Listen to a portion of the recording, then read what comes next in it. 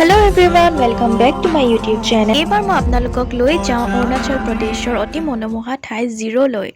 আমি ৰাস্তাটো নিৰ্মাণ কৰি থাকোতেই গৈছিলোঁ আৰু সেই সময়ত ৰাস্তাটো ঠায়ে ঠায়ে বেয়া আছিল আৰু এতিয়ালৈ ৰাস্তাটো প্ৰায় সম্পূৰ্ণ হৈছে। আপোনালোকে এতিয়া গ'লে কোনো অসুবিধা নাপায়। আমি জিৰোলৈ গৈ থাকোতে বাটতে ৰামধেনু এখনো দেখিলোঁ। ডিব্ৰুগড়ৰ পৰা জিৰো দূৰত্ব প্ৰায় 250 কিলোমিটাৰ। দূৰত্ব বেছি আৰু পাহাৰীয়া ৰাস্তাৰে যাবলগীয়া হোৱাৰ বাবে আমি ৰাতিপুৱাই প্ৰায় 5মান বজাতে আমাৰ যাত্ৰা আৰম্ভ কৰিলোঁ। আমি বগীবিল ব্ৰিজ পাৰ হৈ লখিমপুৰ পালোগৈ।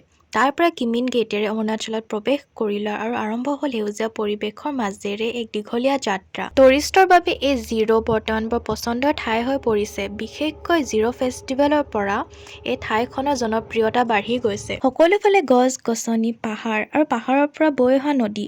মাজে মাজে আমি গাড়ীৰ পৰা নামি ঠাইবোৰ চাই গ'লোঁ আৰু নেচাৰৰ ফটো ল'লোঁ। ৰাস্তাতে আমি পালোঁ এখন হেংগিং ব্ৰিজ। আমি ব্ৰিজেৰে নদীখন পাৰ হ'লোঁ। ব্ৰিজৰ ওপৰেদি খোজকাঢ়ি গ'লে ব্ৰিজখন হিলি থাকে।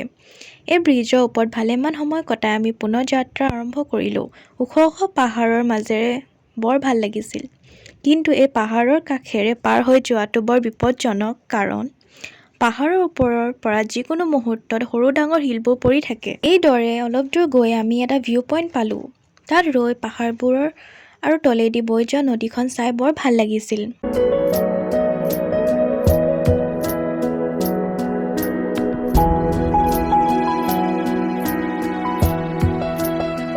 বহু সময়ে শান্ত পৰিৱেশত কটাই আমি পুনৰ যাত্ৰা আৰম্ভ কৰিলোঁ। ৰাস্তাত আমি পাহাৰৰ পৰা বৈ অহা বহুতো জুৰি দেখিলোঁ।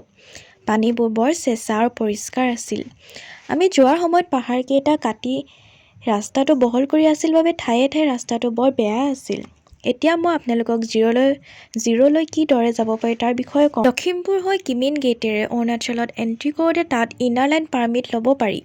আমি অৱশ্যে ডিব্ৰুগড় মোহনবাৰীত থকা অৰুণাচল প্ৰদেশৰ অফিচৰ পৰা লৈ গৈছিলোঁ। কিমিন গেটৰ পৰা 40 কিলোমিটাৰ গ'লে পটিন তিনিআলি পোৱা যায়। কিমিনৰ পৰা পটিনলৈ ৰাস্তাটো ঠেক। পটিনৰ পৰা নতুন ৰাস্তাৰ কাম আৰম্ভ হৈছে আৰু ৰাস্তাও বহল কৰিছে। কিমিন তিনিআলিৰ লেফ্ট ছাইডে অৰুণাচলৰ কেপিটেল ইটানগৰ আৰু ৰাইট ছাইডে জিৰো ভেলীলৈ যায়। আমি যোৱাৰ সময়ত পটিনৰ পৰা পচালৈ ৰাস্তাটো অতি বেয়া আছিল আৰু ৰাস্তাৰ কাম কৰি থকাৰ বাবে আমিও মাজে মাজে ৰৈ যাব লগা হৈছিল। আমি জিৰোলৈ যোৱা দিনাখন বতৰটো ডাৱৰীয়া আছিল আৰু অলপ বৰষুণো পেলালে। আৰু এইদৰে আমি বেয়া ৰাস্তাৰ মাজেৰে গৈ থাকিলোঁ লাহে লাহে, কাৰণ বহুত দেৰি ৰ'ব লগাও হৈছিল। যিহেতু এনেকৈ গৈ লাষ্টত আমি আমাৰ ডেষ্টিনেশ্যন জিৰো পাইছোঁহি আৰু বেছি দূৰ নাই। এই পচা নামৰ ঠাইখনৰ ওপৰৰ পৰা ৰঙা নদী জলবিদ্যুৎ প্ৰকল্পৰ বান্ধটো দেখি প্ৰায় 30 কিলোমিটাৰ যোৱাৰ পাছতে আমি জৰাম পালোগৈ। জৰামৰ পৰা ৰাইট ছাইডে য়াজালিলৈ যাব পাৰি। জৰামৰ পৰা আমি ভাল ৰাস্তা পালোঁ। পাহাৰীয়া এই ৰাস্তাবোৰ কাষৰীয়া দৃশ্যবোৰ বৰ ধুনীয়া, লগতে অলপ ভয় লগাও, কাৰণ পাহাৰবোৰৰ পৰা মাজে মাজে শিলবোৰ ৰাস্তাটোৰ ওপৰত পৰি থাকে। ডিব্ৰুগড়ৰ পৰা জিৰোলৈ আমাক সময় লাগিল প্ৰায় 10 ঘণ্টা। ৰাস্তাটো বেয়াও আছিল আৰু আমি বহুত ৰৈ যাব লগা হৈছিল। এই যে ৰাস্তাটো দেখিছে, এয়া একেবাৰে নতুনকৈ পাহাৰ কাটি নিৰ্মাণ কৰি আছে। আগতে এই পথছোৱাৰ দূৰত্ব বহু বেছি আছিল। ৰাস্তাটো যদিও বৰ বেয়া আছিল, তথাপিও দূৰৰ পাহাৰৰ দৃশ্যবোৰ চাই আমি জিৰোলৈ আগবাঢ়ি গ'লোঁ। আপোনালোকে যদি জিৰোলৈ আহিম বুলি ভাবিছে, তেন্তে এই ভিডিঅ'টো আপোনালোকে শেষলৈকে চাব আৰু ইয়াত জিৰোলৈ অহা সম্পূৰ্ণ তথ্যই দিয়া আছে। 10 কিলোমিটাৰ নতুনকৈ মাটি তুলি বনাই থকা ৰাস্তাৰে আহি 3টামান বজাত জিৰো পালোঁ। আমাৰ ৰিজৰ্টখন হাপলি নামৰ ঠাইত আছিল। হাপলি হ'ল লোৱাৰ সুবানছিৰি ডিষ্ট্ৰিক্টৰ হেডকোৱাৰ্টাৰ। ইয়াৰ ফুল নেমটো হ'ল হাও পলিয়াং। আপাতানি ভাষাত ইয়াৰ অৰ্থ হ'ল হাও মানে ওখ আৰু পলিয়াং মানে সমতল বা উপত্যকা।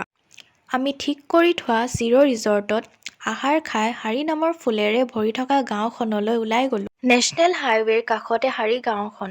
গাঁওখনৰ আৰম্ভণিতে গেট এখন আছে আৰু তাৰ পৰাই গাঁৱৰ ৰাস্তাটোৰ দুয়ো কাষে নাৰ্জীয়া কসমছ ফুলেৰে ভৰি আছে। আগষ্ট আৰু ছেপ্টেম্বৰ মাহলৈকে এই ফুলবোৰ বহুত ধুনীয়াকৈ ফুলি থাকে। আমি অক্টোবৰ মাহত ইয়ালৈ আহিছিলোঁ। এই সময়খিনিত ফুলবোৰ ফুলি প্ৰায় শেষ হৈছিল। যদিও ফুলবোৰ ফুলি শেষ হৈছিল, তথাপিও যিখিনি আছিল সেইখিনি চাই বৰ ভাল লাগিছিল। গাঁওখনৰ লোকসকল বৰ চাফ চিকুণকৈ থাকে। ৰাস্তাটো বৰ সুন্দৰ আৰু আমি ক'তো অলপো লেতেৰা দেখা নাপালোঁ। ৰাস্তাটোৰ কাষতে তেওঁলোকৰ খেতি পথাৰ আৰু মাছৰ পুখুৰী আছে। হাৰি গাঁওখনৰ পৰা ওলাই আহোঁতে আমাৰ সন্ধিয়াই হৈছিল।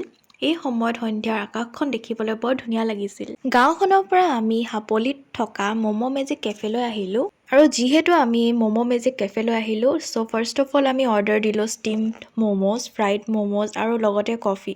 আৰু এইখিনি খাই আমি পুনৰ ৰিজৰ্টলৈ ঘূৰি আহিলোঁ। ভিডিঅ'টো আৰু দীঘলীয়া নকৰোঁ, চ' ইয়াতে সামৰিছোঁ আজিলৈ।